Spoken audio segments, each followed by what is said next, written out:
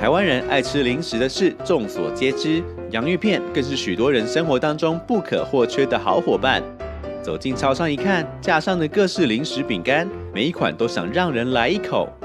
看着包装上的食物照片，总是让人马上联想到实际口感与味道。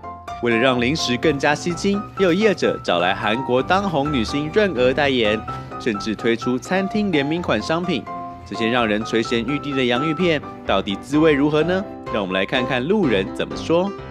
我会想到热式多鱼肉吃哦，我都吃热式。口味上面我都觉得都 OK， 都蛮好的。但我喜欢比较薄脆，口味比较自然一点的，比较喜欢。我比较喜欢辣的跟口味比较特别的。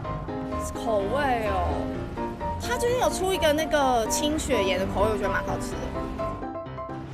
它包装还蛮美的耶，而且是我喜欢的 Coco。那我就吃吃看哦。我觉得它很脆，然后吃起来我觉得那个咖喱味还蛮重的，然后我就觉得很像在吃咖喱饭。对，我觉得还蛮好吃的。我觉得它马铃薯的味道蛮浓的，吃起来我觉得就是很酥脆，还蛮好吃的。这口味很特别，而且味道刚刚好，不会太重，而且它跟照片的落差不会很大，就不会让人家觉得说吃起来跟包装上是不一样的感觉。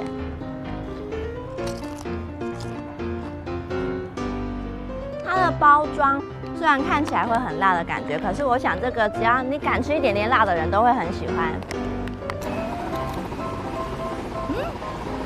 很好吃哎，它其实味比平常的还要浓，而且它厚度比较够，所以吃起来非常脆。